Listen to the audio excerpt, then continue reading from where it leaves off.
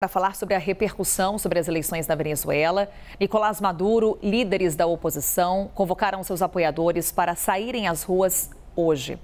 É uma movimentação que vem um dia depois de protestos contra o governo já tomarem conta do país, com registros de confrontos com a polícia.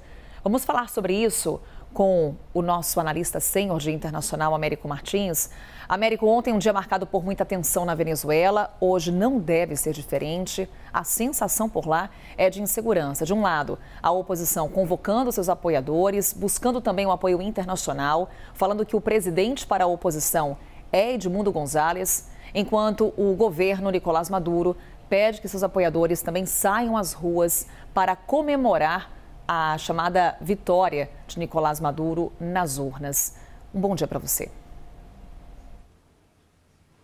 Bom dia, Carol. Bom dia a todos que nos acompanham aqui no Novo Dia. Vai ser mais um dia de grandes tensões lá na Venezuela e com a perspectiva de possível violência.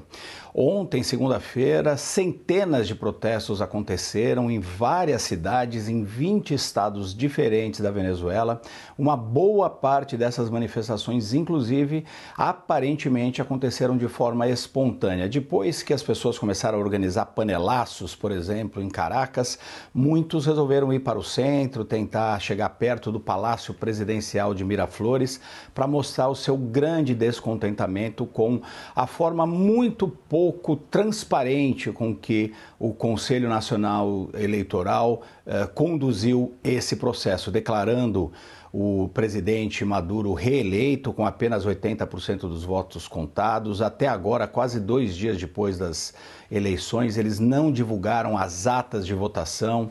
A oposição diz que venceu essas eleições com 73% dos votos. O Conselho Nacional Eleitoral diz que o Maduro teve 51,2%, mas nenhum dos lados apresentou as provas de que de fato venceram as eleições. Não basta o presidente do Conselho Nacional Eleitoral, que é um político que já foi o controlador geral da República lá na Venezuela, que é muito próximo do Maduro, fazer uma declaração dizendo que ele ganhou. É preciso mostrar claramente, de forma transparente, qual foi o desejo do eleitor venezuelano. E as autoridades venezuelanas não conseguiram fazer isso. Daí essa grande insatisfação da oposição e de uma boa parte da população que diz que houve fraude na eleição, que essa eleição foi uma farsa. E o governo, o regime do Maduro não consegue mostrar o contrário.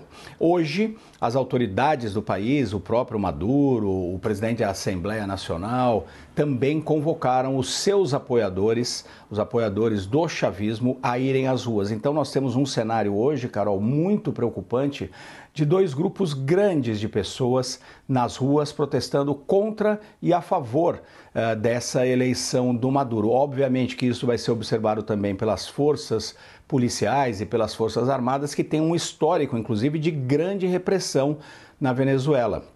Um país que tem muitos presos políticos, em que a polícia, os órgãos de segurança, que são completamente controlados pela autocracia do Maduro, eles têm um histórico bastante de violência. No entanto, o discurso do Maduro é que essas pessoas iriam para as ruas para garantir a paz.